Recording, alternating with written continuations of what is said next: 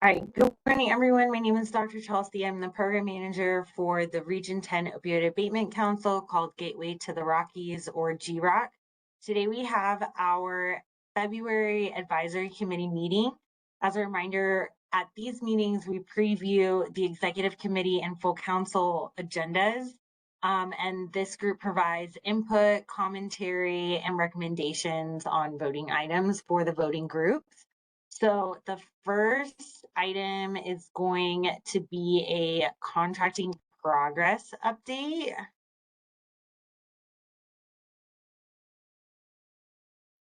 Pull this out there.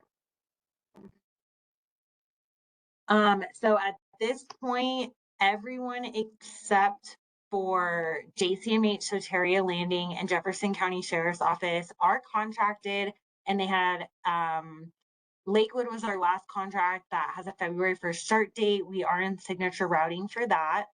JCMH Soteria, I just read the final draft, so I will be sending that over to that team for signature routing. And then the Jefferson County Sheriff's Office was getting ready for signature routings, and then they notified me of that they received congressional funding for the exact same biometric monitoring project. So this award previously was sent to the State Assistance Committee to provide guidance that only certain vendors could be used and that we could only provide startup funding, not continued financial support. So it was a not renewable reward award because it's not listed as an approved use. The biometric monitoring devices are not listed as an approved use for law enforcement, but they're also not listed as not an approved use. It's kind of that gray area. So I did send this award back to the State Assistance Committee for guidance on whether the two awards from GROC and congressional funding can be braided together and what financial documentation they would like to see for that at the end of the year during expense reporting.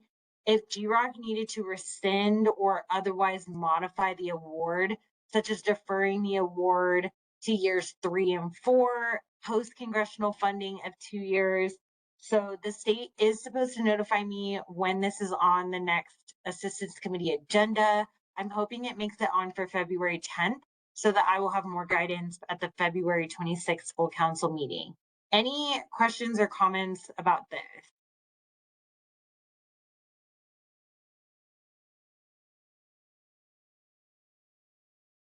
I'm not seeing any. Okay.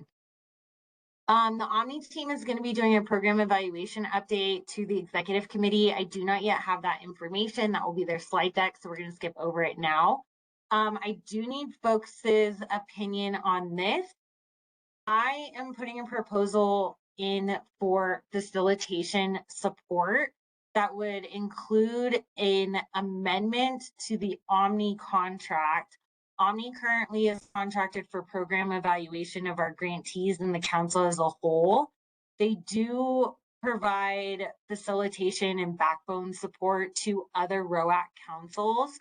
But I took over for the Stedman group as a full-time position. And then when the Stedman group's kind of support ended, we transitioned to someone named Laura from the operations team to help with taking meeting minutes, drafting those, and help facilitating the meetings. Unfortunately, while she's great at that, if I ever go down and cannot facilitate the meeting, Laura is not intimate with opioid funding settlement or the council as a whole, where the Omni team is. And so some of that does have to do with having a backup for me as a program manager and council facilitation. Then 2 hours, up to 2 hours of strategic implementation consulting. That's really to provide me with technical assistance and expertise to help with just the growing council's capacity. So like I develop a lot of policy, but it's for Omni working with several different ROACs in the state can offer the comparison across policies, like what are other ROACs doing, how have they developed their policy.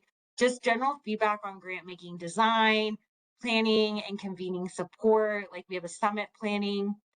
The 10 hours of facilitation continuity comes from Laura's documented hours in 2025. So for 2026, they charge $100 an hour times 48 hours. That'd be 4,800. For fiscal year 2027, that'd be 180 hours at $105 an hour, 18,900. So the total for a 2-year contract would be $23,700. I will open the floor for discussion.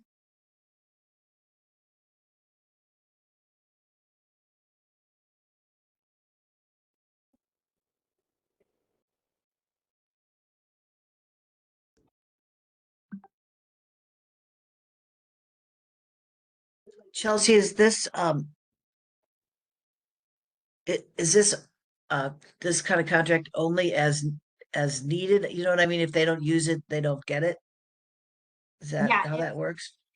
it's up to 10 hours and up to 2 hours. So they might only do 8 hours 1 month. Um, I would imagine that they are going to use all 10 hours though, because they are supporting the executive committee meeting for 90 minutes, the full council meeting for 2 hours, plus prep time with me, and then actually drafting up the minutes after to get posted.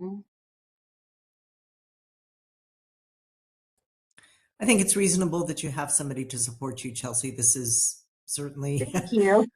not, I don't think, asking a lot, and it's important. So I would vote yes on this. Thank you. Sean. Yeah, it sounds like it's definitely a need. I would just be curious if there was other like proposals that you looked at that you could share with us. Just I just have no idea what this kind of thing should cost or normally costs. And I know with like my business, what if it's anything that's even much less than this, I like to get multiple kind of bids. So we did not put this through an RFP to get multiple bids because Omni already has the contract with us, and I kind of need this now.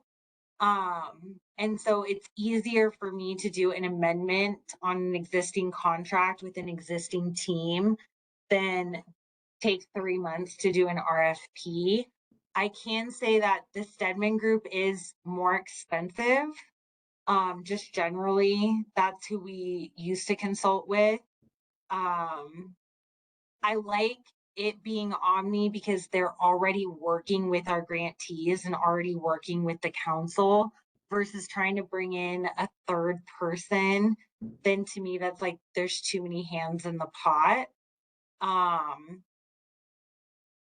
And then, like I said, anyone within Jefferson County, it would be cheaper for us to keep Laura from Jefferson County as the fiscal agent, but no one in Jefferson County is familiar with opioid settlement funding and the council.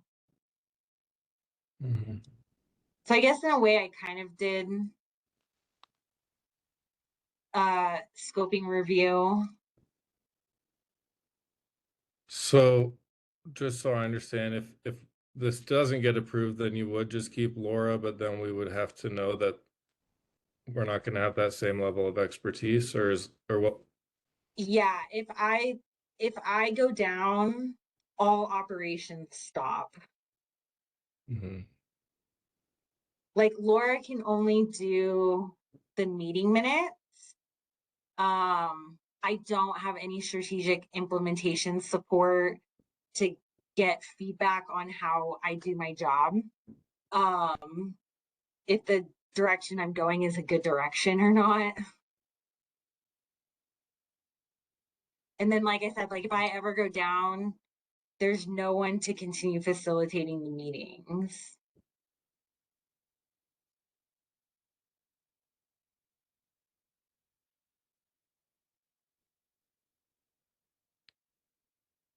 I have another question, but I feel like I've Yeah, been talking more, and I don't know if anyone else wanted to jump in. I Uh, think you're good. okay.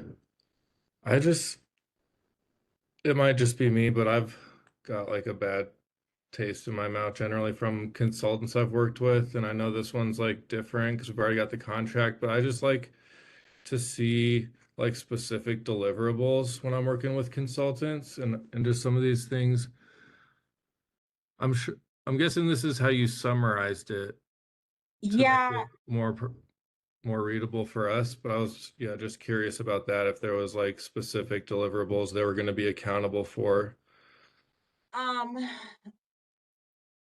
I can draft those. It's more, I'm the first person to have this job as a program manager, and there's no playbook for how I do my job or what I'm supposed to be doing when. And if I don't think of something, it doesn't get done.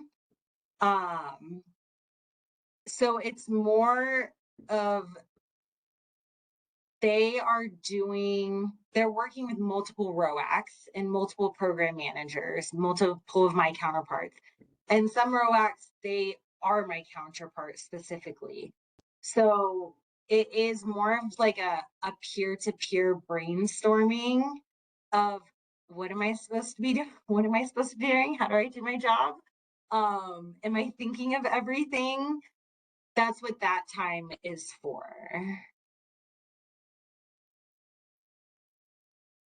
I see Brian's hand. Thank you, Dr. Chelsea.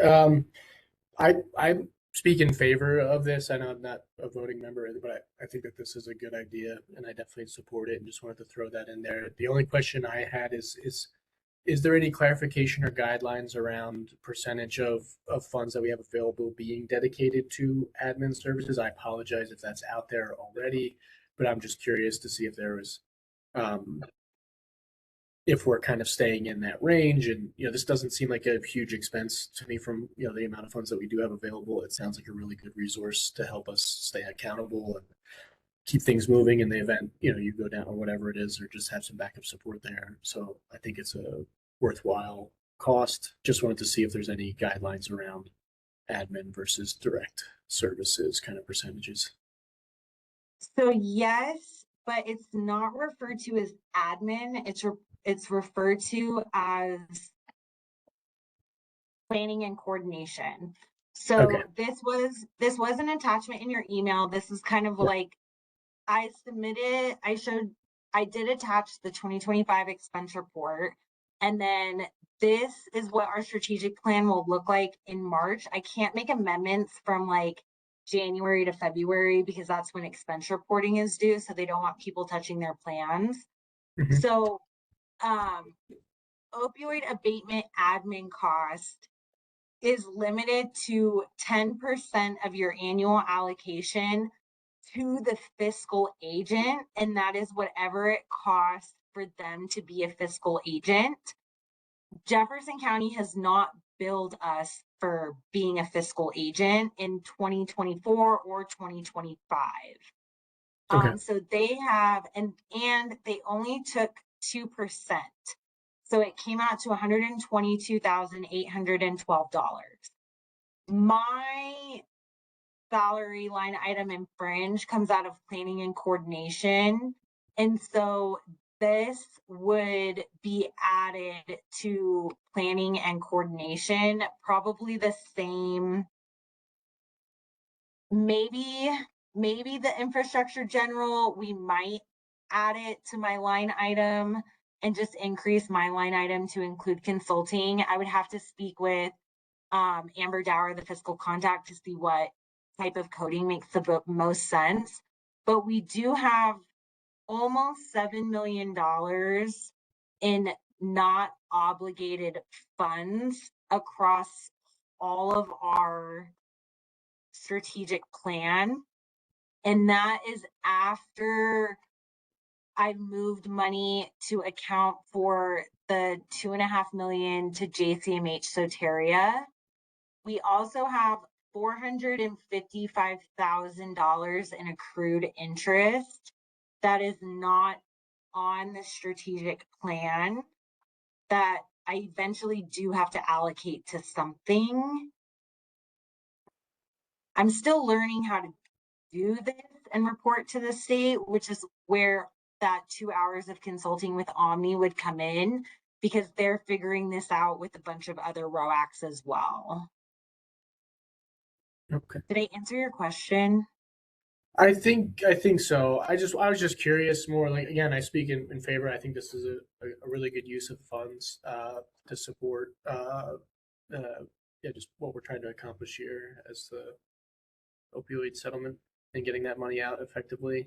But yeah, I was just curious to see if there was any guidelines around percentages where we were at percentage wise on what we were spending on some of this more kind of internal planning and infrastructure to support the GROC Council.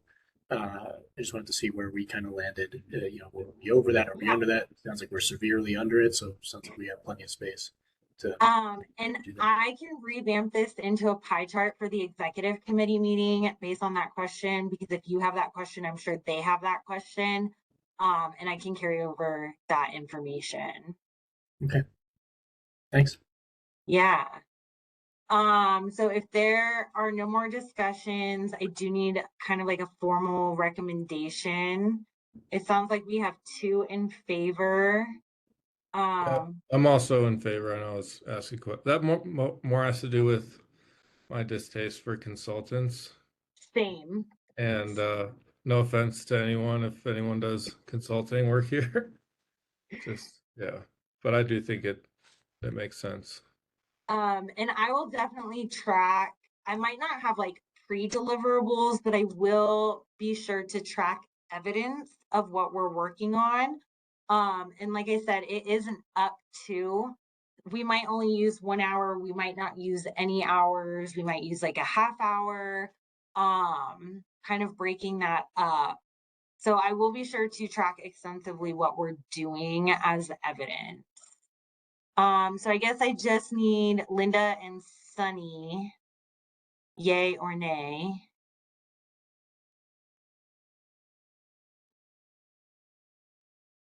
I see a thumbs up from Linda and a thumbs up from Sunny. Brian, is that a new hand or an old hand? It's a new hand. I apologize. I don't know if the process has moved forward already. I saw I know the Stedman group has some involvement. I'm not exactly clear on the level of involvement they have, but they are consulting too. So this would be a separate consultant. Or No, if you could help me were understand that consulting. relationship, that would be appreciated. So they were the original consultant. Their contract ended in mid 2025. So this was their 2025 amount that was expensed. They are no longer, we don't have a contract with them anymore. Okay. Was there a reason we moved away from them that we were able to talk about here? I'm just curious if that was. Yeah, so the decision was made to hire a full-time in-house person, which was me, in 2024. Yeah. And then they stayed on for like 6 months to help with my transition and onboarding. And the contract ended. But then I realized how vital they were and how much work I was doing, that I did need someone, at least for meeting support. So that's why we got Laura from the operations department to help with the meeting facilitation. And then we contracted Omni for program evaluation, completely different from the original Stedman Group facilitation contract. But then I was still lacking that implementation, peer-to-peer kind of development and expertise. And then also realizing like there was a meeting I almost got deactivated on my account, and I had to beg IT not to deactivate me because Laura would not be able to facilitate the meeting. So we either canceled the meeting or IT didn't deactivate me. And thankfully they left me active so I could do the meeting.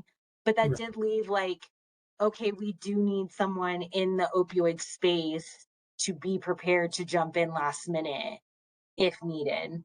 And so, like I said, it is just easier for me to add an amendment to an existing group that is already intimate with the council than bring in a third party. That's just like too many chefs in the kitchen. No, I appreciate. Thank you for taking the time to. Of explain. course. Chelsea, that conversation did prompt another question for me. So, and I'm pretty sure what the answer is, but none of what this new amendment for Omni is duplicative of what we've already contracted with them for. I mean, I know it's predominantly evaluation, but there's nothing in there about technical assistance or anything. They have technical assistance to the grantees for evaluation work, but not to the program manager on being a program manager.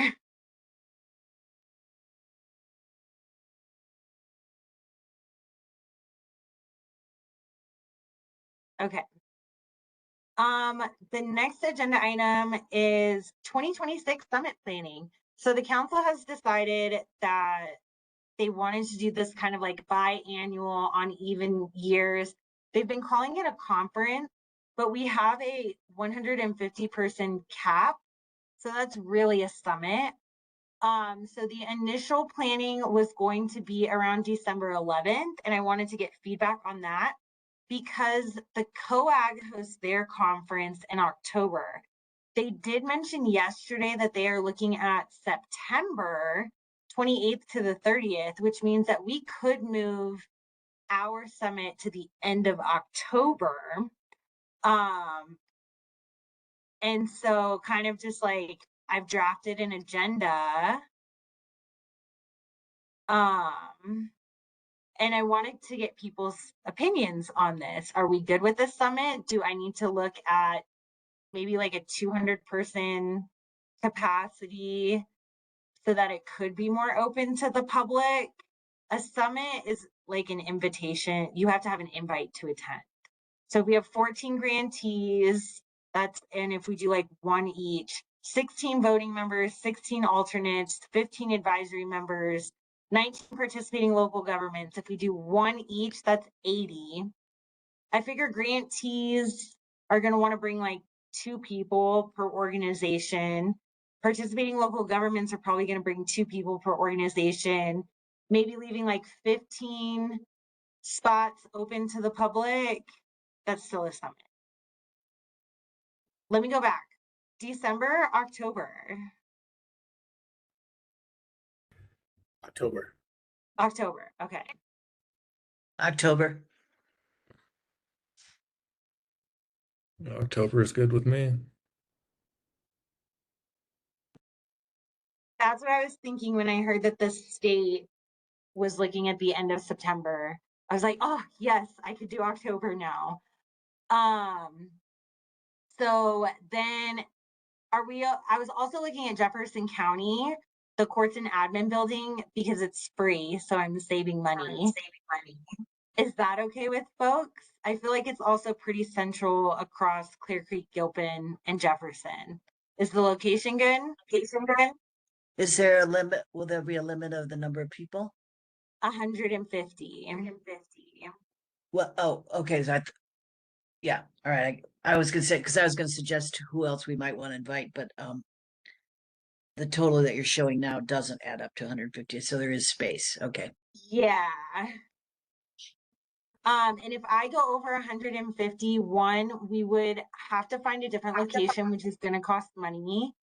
2, we're probably going to have to do an RFP for support because again, I'm being asked to plan this on top of all of the other things that I'm doing. And planning a conference or a summit is really a full-time job in itself. So keeping it at 150 is like, I can probably still manage this with some support from the commissioner's executive assistant. Is this good? Okay.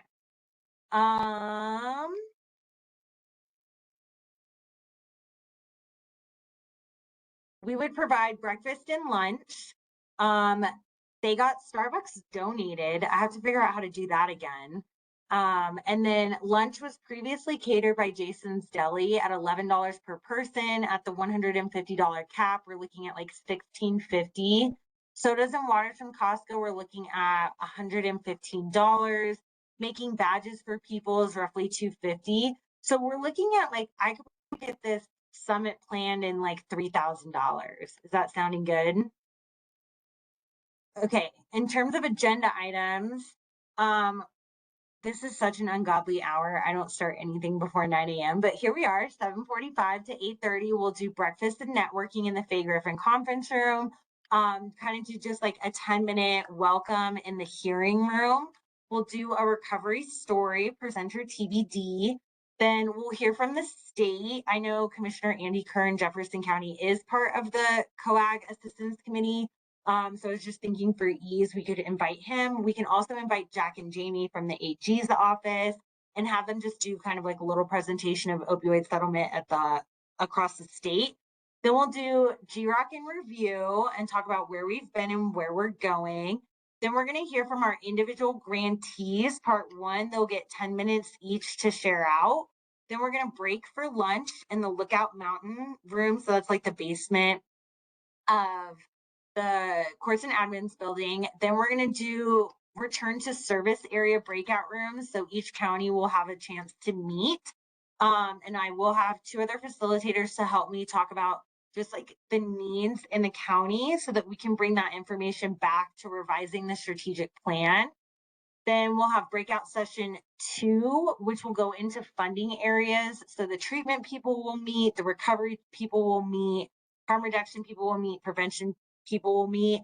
I'll probably have Omni help facilitate this to talk about like metrics and evaluation, what is going well, what isn't going well. And again, bring that information back to inform the strategic plan. We'll hear from Omni on evaluation reporting and looking ahead. We'll wrap up with the rest of our grantees, 10 minutes each, and then a quick final recap of looking ahead for GROC, and that ends us at a roughly 12-hour day. Any questions, comments? Should we revise the agenda? Are these things good? Sharon. Oh, old hand. Okay. I was gonna, when I mentioned about inviting additional people, I just wondered if there's any interest or value to inviting other members of our continuum of care in Jefferson County for substance abuse, meaning people who aren't funded or who but are still part of the continuum. Once I get the date confirmed and kind of the agenda confirmed, we can talk about specifically how we want to divvy up the 150 person capacity.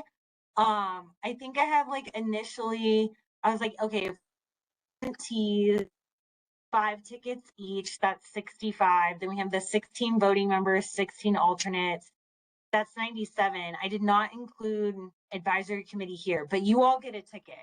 I did include advisory here. So we would want to look at, maybe we only want to give grantees 3 tickets, kind of like look at what those numbers are and then how many we have left. We do have to be cautious of inviting people who are not funded by GROC or already involved in GROC, because that could create a future conflict of interest. But we can talk about that once I get the date and agenda confirmed. Then we can look at who our 150 people are.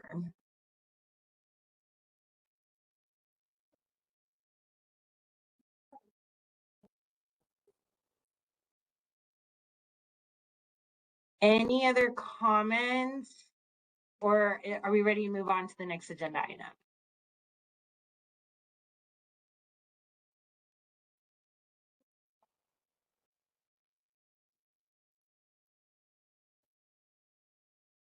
I'm not seeing anything, so I will go ahead and bring those comments to the executive committee, who will give me the final kind of like go ahead on the date, and then we will continue to bring that back to the group in the planning to make sure it's happening how we want. So RFA cohort 3 brainstorm approach to 2026 funding. Supplemental documents are in the materials packet, which were in the initial email I sent out. So the council did want to put a pause on major funding in 2026. And while we develop our application and rubric for our renewal applications, we can't call it emergency funding anymore. We're going to call it a rapid response fund, and our special interest project application and rubric. And also just test out the AUNA system, what that looks like. So I did draft a renewal application here. Date of submission, point of contact, organization name, Colorado Certificate of Good Standing, that'll be an upload, financial transparency statement. Basically, you know that your application could be CORA'd. And then be aware GROC cannot support duplicate funding efforts. You will have to choose only one if approved by multiple funding. Applicants can braid funding, disclose if you receive funding, disclose if you plan to submit the application to other sources. Legal transparency disclosure, you have to disclose if you have ever had any allegations, investigation, claims, or legal actions involving the organization, its officers, employees, contractors, or key personnel. If they say yes, a text box will open for them to provide more information about it. The legal team will review this. If they say yes, and inform the council if there's any type of legal liability or risk associated with funding the applicant. Then they will have to pick where they align in the strategic plan. They have to pick one. They can't pick multiple.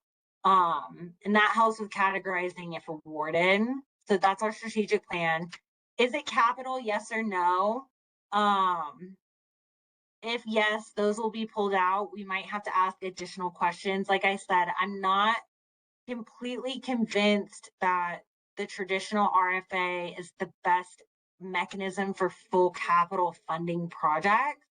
I think there's a lot more nuanced and individualized questions and rubrics that have to get asked depending on the capital project.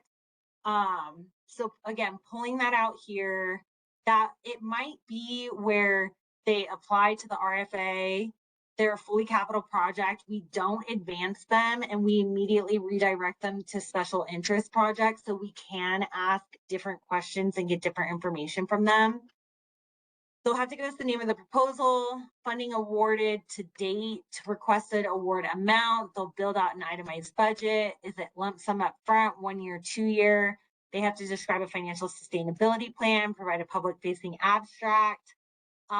They have to describe the continued relevance to the region, identify 3 goals and outcomes, target population, evaluation plan, timeline, keep the biosketch format.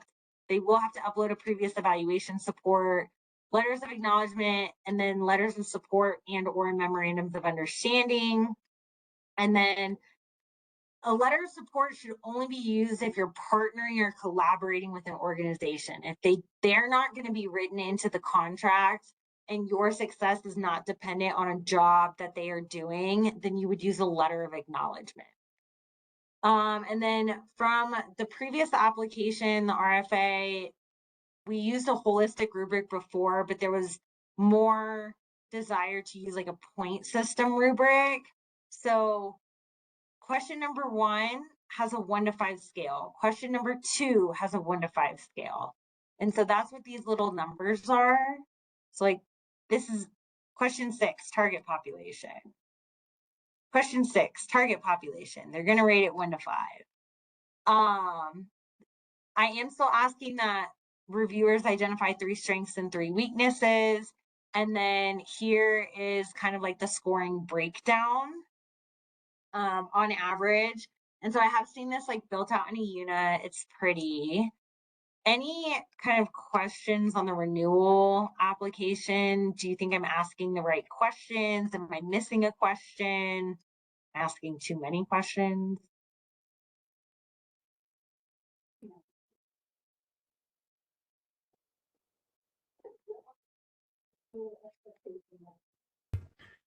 I think it's pretty thorough, and I like that it accounts for some of the capital project type investments and can get a little bit more clarity on that, because I do think in previous funding rounds that might have been a little fast and loose there. So Agreed. I like to hear that we're dialing in on that, or the GROC is being accounting for that. So yeah, I think that's great. Thank you. So pretty much, so the emergency funding, again, as of yesterday, we can't call it emergency funding. We have to call it rapid response funding, because the MOU does not allow for emergency funding, kind of. Basically the same, but it does have two other justifications. So in the SOP, we use our rapid response funding for GROC operations that will be meaningfully impeded. Property or interest will be harmed, damaged, or lost. Welfare of GROC constituents will be endangered. And why insufficient timing exists to conduct a standard RFP or RFA. So they will have to answer that. This means that we are not defining emergency, but we are putting it on the applicant to justify how it fits into our rapid response. Also, based on yesterday's learning forum, it can only be a lump sum up front, and it should not exceed 3 months. Oh, where'd it go? Are there any questions on this? Is this somewhere that I could just review it? It's in the initial email I sent you as an attachment. It's in the meeting materials packet. Okay.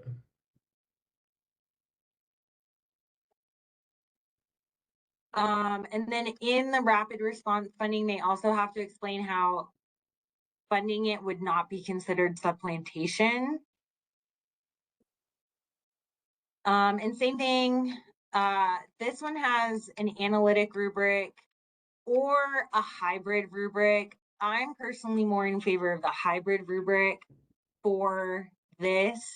It's a little bit more like conceptual versus like a point system for each item. We might have to use both rubrics to see what folks like. Any questions on that? I kind of put some benefits and drawbacks of each rubric type.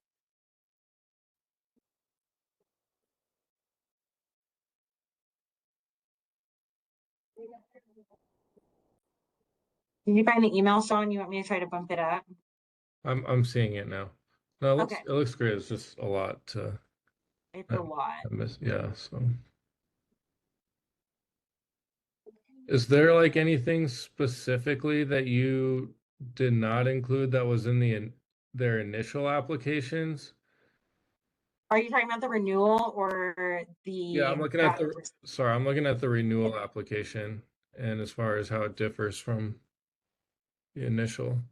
That is completely different because the council does not want to use the initial rubric or application. We had changed some of the questions. So it is a little bit different.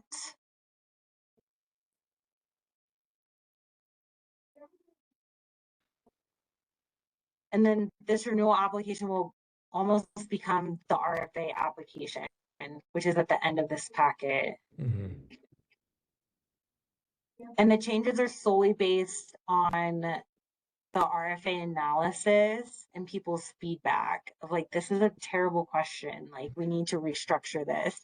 So like relevance to the region, that is now its own specific question. It's not an implied, you should tell us the relevance to your region.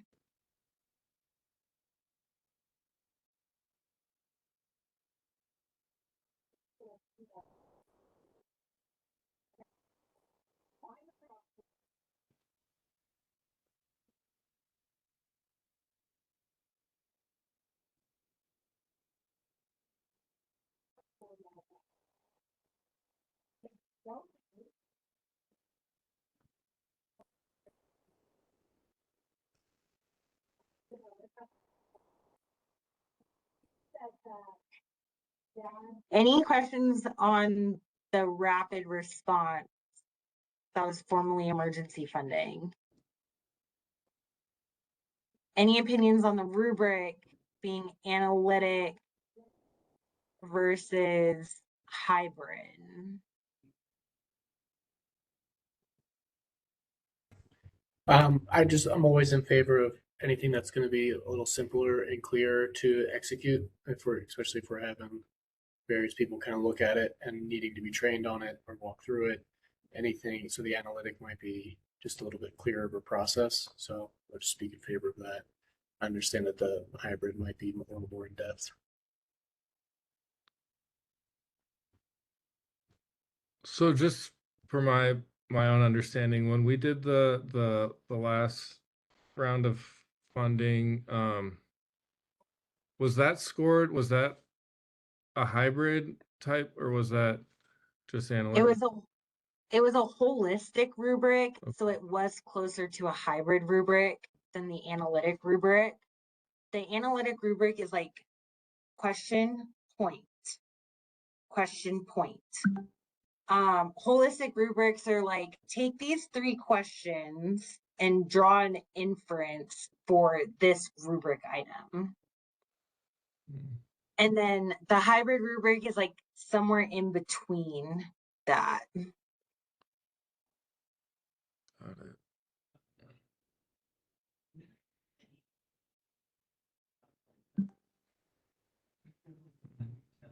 You said that your preference was the hybrid.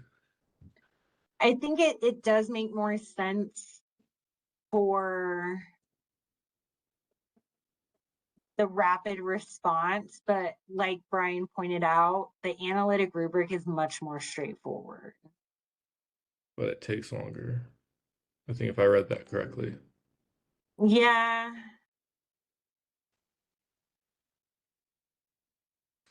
Hmm. Every question has a point system, 1 to 5. Where like this takes like 2 or 3, like imminent threat, urgency, appropriateness, scope. This is more focused on the criteria of rapid response funding, and we're grading the application questions against the criteria of rapid response funding. The analytic rubric is focused on, did you answer the question, yes or no? I kind of like the hybrid. I just feel like I can't imagine what it would be, but I just feel like it could create a situation where if someone just wasn't as good at filling out the application as someone else, then they might get funded. Whereas maybe the other one was actually better at meeting the needs of the community. So it almost like just rewards whoever's the best at doing the application. Yeah.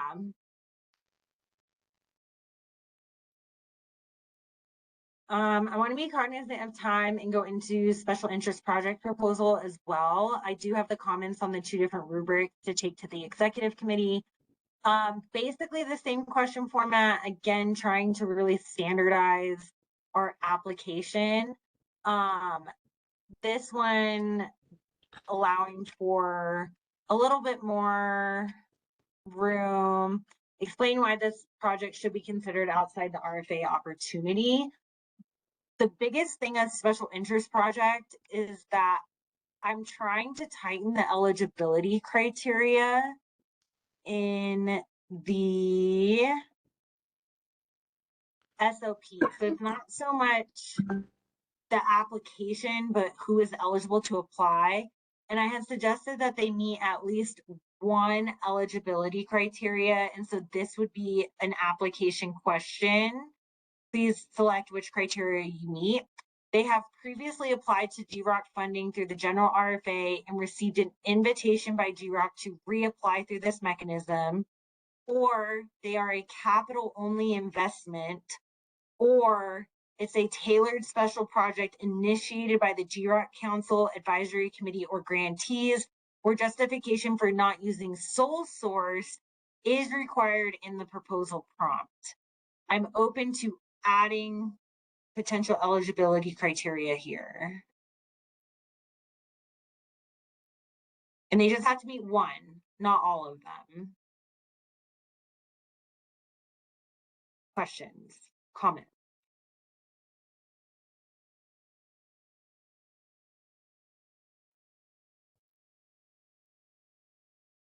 And to kind of explain this last one, in the meeting materials packet, I did, a year ago, the council asked me to look into it, kind of like a sober living project with Region 8. It's taken me a year, but I finally have an idea. So I filled out the proposal. However, I'm holding on to it because the BHA has something similar, and I want to make sure that we're not fragmenting processes with the BHA. So this is really just a mock example at this point in time to show you what the application would look like if it met that last criteria. Once I have more guidance from the BHA, I will take this proposal to the sober living operators in Region 10 and this group to get their feedback. We might revise it before it goes to the council, but this is a project initiated by the council.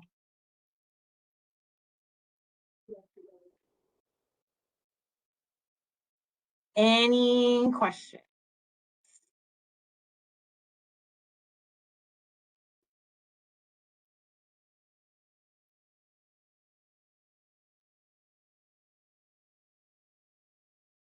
So that does bring us, again, I'm looking at the time, we have like 10 minutes left.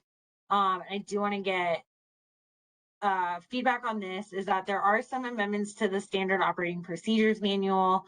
The first one is that I removed the dollar amounts and just kept our regular funding and linked it to the strategic plan, so people could see where dollars are, just because our budget is flexible.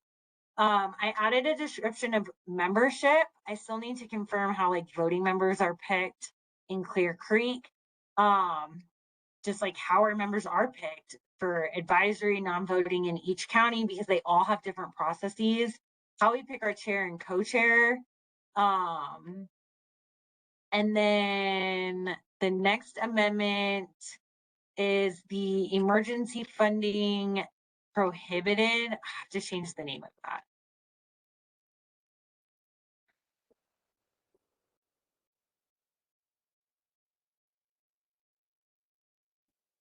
We got to change the name. This is, I don't need a vote. That's like by the state. We have to change the name. Not allowed supplanting, and there's a link to the state's guidance on supplanting. I included a better description of what the process is. There are some questions of like, if we do like a rolling application where applications are due in eUnit the first of the month, I will do a preliminary scoring of it, bring my score back to the advisory committee. If you guys think, like, let's say it didn't meet the threshold, you guys can say just kill it. I would take that recommendation to the executive committee. If they want to revive it, then they would have to score it. You guys could also say, this is great, like we want to score this application and see how far it goes. And then it gets discussed.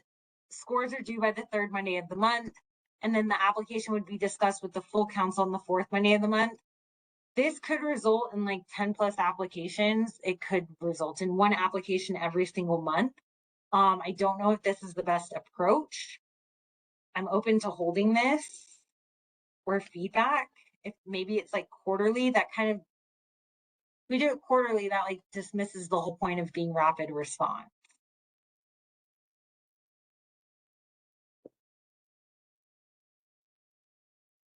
We could also try this out and see what happens, or I could put a cap, is like only the first 10 applications received.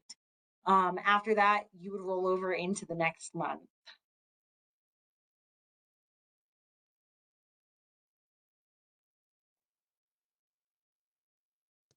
Chelsea, can you hear me? Yes. Oh, good. I did it this time. It worked. Volume. I like the idea of capping it for a lot of reasons. Obviously, just workload and not knowing if you're going to be getting a monthly, as you point out. And so when you first said try it out and see how it goes, I was thinking that, but then you mentioned the cap. So maybe capping the number of them. And I don't know, you said 10. That still feels like a lot. So I don't know what what a reasonable number might be if you cap it, maybe 5. But again, you would this go through the same process where you had other people assigned to review and score, or because that would make a difference as to what you would cap it. If it's you, then 10's too many. If it's a group that would help you do it, then maybe 10 So would be I would okay. do the preliminary scoring, and like, let's say I scored it below the threshold criteria, then that's a screening. People can just accept my score. Or people could say, we don't want to accept your score. We do want to actually score it. Then the executive committee would have to score it. I see. Okay. Yeah. Yeah, So like, so- there's like, it has to have at least like 23 points. Mhm. 32 is recommended. So, and I would bring like my score and comment back to this group, and you guys would be like, actually, we're really interested in this project. Like, we do want to score it, or we accept your pre-screening. Okay, so then the cap number would be what you think you would have the capacity since you'd be the one doing it. But Yeah. again, you don't know how many there might be, so that's the other Yeah. question. Yeah, I might come back and say 10 is way too much. Like, I Right. gotta cap it Yeah. at 5. Yeah. Yeah. I'm open to experimenting. That might be the only way you're going to know. is Yeah, once. especially because I'm more so just like pre-screening it. I'm not micro reading it. So like, I will use the rubric, but it's a pre-screen. Sure. Anyway, those are my thoughts. Also added a policy right here. And this is again to satisfy conversations from the State Learning Forum, is that we are able to maintain a rapid response abatement fund to ensure timely deployment of resources in response to emergent opioid related needs. This fund shall be limited in size, reviewed annually, used only for approved purposes under the MOU, including service continuity, surge response, immediate harm reduction needs. The fund is not intended as an indefinite reserve or savings mechanism, but as a readiness tool to support prompt abatement action. This again is really like, I have to include some type of policy here. There is conversations at the state that we might not be allowed to have this fund. So I'm trying to set us up to where they can't get rid of this fund.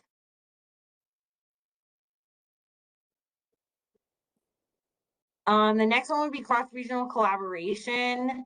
This has been in the SOP for a couple of months. I couldn't find it when we were initially reviewing mechanisms for funding. This is, again, just the initial draft. Once you open it, we can kind of play with it. But this is really like, if a participating local government in Region 10, so like, let's say the city of Blackhawk, they don't get a lot of money, but like, let's say they want to do Narcan vending machines in the casinos, and they're looking to GROC to kind of support that. I think we should consider that outside of the RFA, because they're a participating local government. Like, to me, that is direct community based programming. So they can, again, approach, I would come up with a rubric very similar to the ones that you already see in here that they have to fill out. It gets brought to the council. Ideally, we would expect some type of matching award from their participating local government share, and GROC dollars are really just to help match that. Or it's another ROAC, like Region 8 wanted to do that sober living project with us. We would expect a matching award from them. That's what cross-regional collaboration is for. Any questions on that? Yay, nay?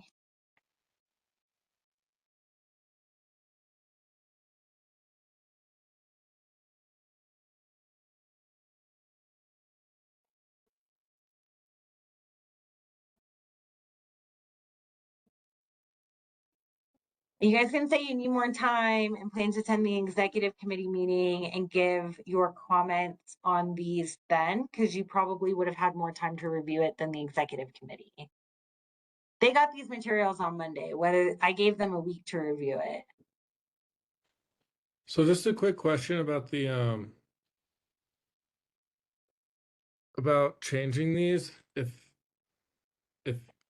like you open the floodgates and you start getting all these applications, I mean, like what would be the process to go in and do an amendment again, just saying you're only going to limit it to the first 10 applications? And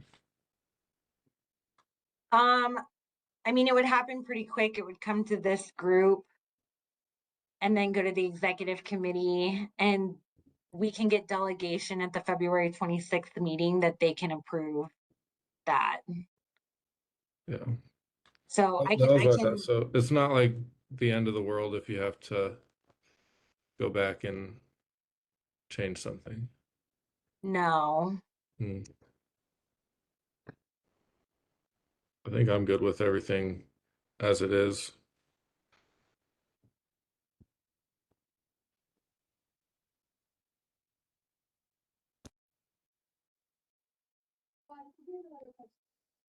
And that's it. We got through everything. I know this is like really packed. If you guys want to attend the executive committee meeting or you have thought after today's meeting, you can definitely email me those and I will still include those in our meeting minute and carry those comments and recommendations over to the executive committee on Monday. You're still welcome to attend those meetings, executive committee and full council. But that is it. Thank you guys so much for a very successful meeting. I love getting comments from this group.